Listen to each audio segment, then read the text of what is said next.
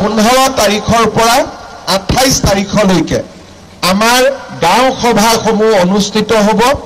আৰু এই গাঁও সভাসমূহত নতুন নতুন অৰুণোদয় হিতাধিকাৰী আমি নিৰ্বাচন মহিলাসকলৰ মাজত অৰুণোদয় আঁচনিৰ হিতাধিকাৰী আমি বঢ়াব খোজো অৰ্থাৎ আজি যদি আমাৰ সৰু পথাৰত 20,000 মহিলাই অৰুণোদয় পায় এইবাৰ আমি তাক 30,000লৈকে লৈ যাব খোজো যাতে বেছিতকৈ বেছি মহিলাক আমি অৰুণোদয় আঁচনিৰ সুবিধা দিব পাৰো অহা 15 তাৰিখৰ পৰা 28 তাৰিখলৈকে আমাৰ গাঁও সভাসমূহ অনুষ্ঠিত হ'ব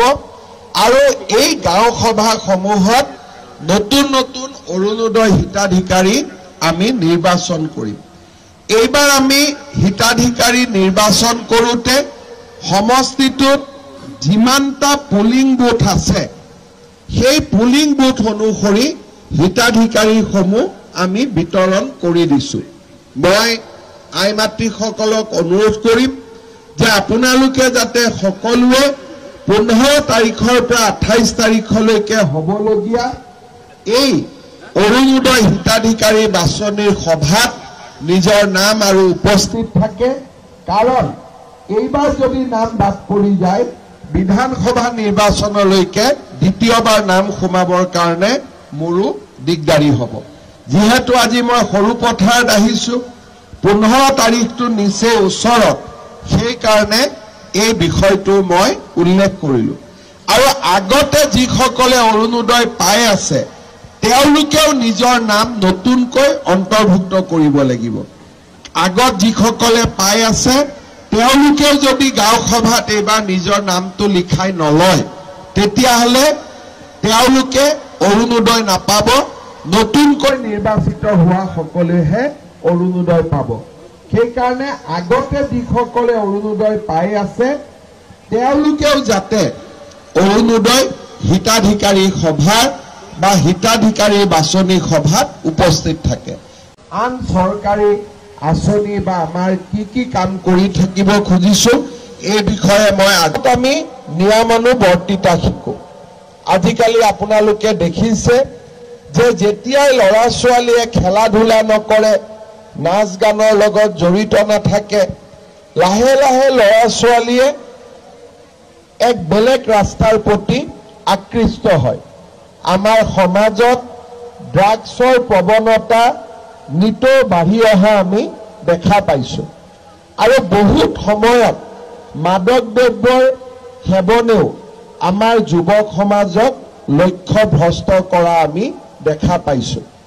এনে পৰিৱেশত যদি ল'ৰা ছোৱালীয়ে সৰুৰে পৰা খেলা ধূলাৰ লগত জড়িত হৈ পৰে এই ল'ৰা ছোৱালীয়ে এই ধৰণৰ বিষাক্ত বিভিন্ন কথা বতৰাৰ পৰা নিজকে আঁতৰাই ৰাখিব পাৰিব তৃতীয়তে যেতিয়া ল'ৰা ছোৱালীয়ে খেলা ধূলা কৰে দৌৰা দৌৰি কৰে তেওঁলোকৰ জীৱিকাৰ পথো মুকলি হয় কাৰণ আমি সকলোৱে জানো যে আমাৰ দেশত সেনা বাহিনী অৰ্ধসামৰিক বাহিনী আৰু আৰক্ষী সেৱাত যোগদান কৰিবৰ বাবে আমাক এটা সুন্দৰ শৰীৰৰ প্ৰয়োজন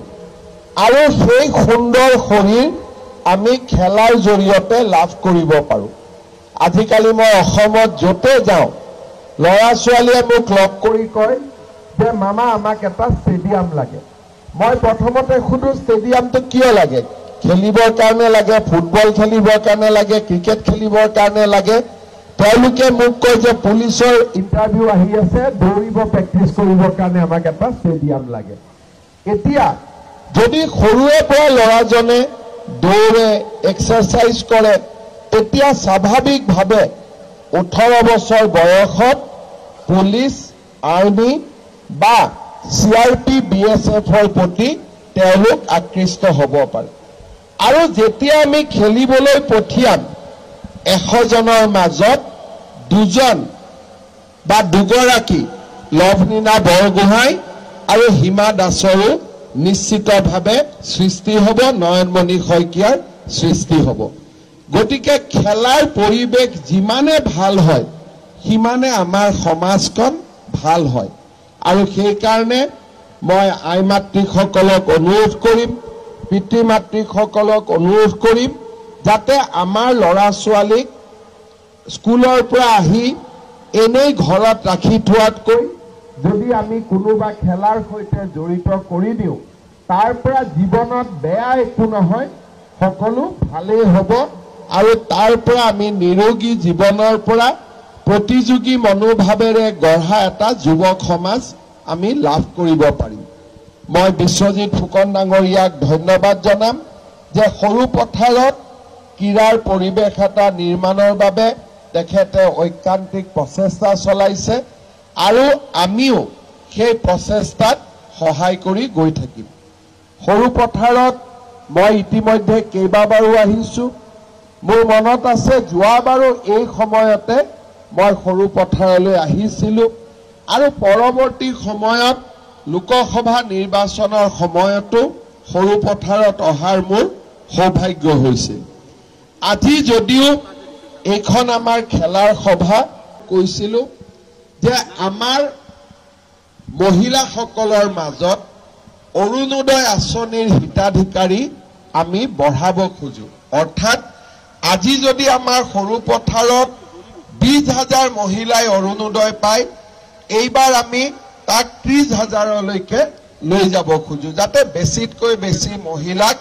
আমি অৰুণোদয় আঁচনিৰ সুবিধা দিব পাৰোঁ। অহা 15 তাৰিখৰ পৰা 28 তাৰিখলৈকে আমাৰ গাঁও সভাসমূহ অনুষ্ঠিত হ'ব আৰু এই গাঁও সভাসমূহত নতুন নতুন অৰুণোদয় হিতাধিকাৰী আমি নিৰ্বাচন কৰিম। এইবাৰ আমি হিতাধিকাৰী নিৰ্বাচন কৰোঁতে সমষ্টিটোত যিমানটা পুলিং বুথ আছে, সেই পুলিং বুথ অনুসৰি হিতাধিকাৰীসমূহ আমি বিতৰণ কৰি দিছোঁ। মই আই মাতৃসকলক অনুৰোধ কৰিম যে আপোনালোকে যাতে সকলোৱে 15 তাৰিখৰ পৰা 28 তাৰিখলৈকে হ'বলগীয়া এই অৰুণোদয় হিতাধিকাৰী বাছনিৰ সভাত নিজৰ নাম আৰু উপস্থিত থাকে, কাৰণ এইবাৰ যদি নাম বাদ পৰি যায় বিধানসভা নিৰ্বাচনলৈকে দ্বিতীয়বাৰ নাম সোমাবৰ কাৰণে মোৰো দিগদাৰি হ'ব। যিহেতু আজি মই সৰু পথাৰত আহিছোঁ, 15 তাৰিখটো নিচেই ওচৰত, সেইকাৰণে এই বিষয়টো মই উল্লেখ কৰিলোঁ। আৰু আগতে যিসকলে অৰুণোদয় পাই আছে তেওঁলোকেও নিজৰ নাম নতুনকৈ অন্তৰ্ভুক্ত কৰিব লাগিব। আগত যিসকলে পাই আছে তেওঁলোকেও যদি গাঁও সভাত এইবাৰ নিজৰ নামটো লিখাই নলয়, তেতিয়াহ'লে তেওঁলোকে অৰুণোদয় নাপাব। নতুনকৈ নিৰ্বাচিত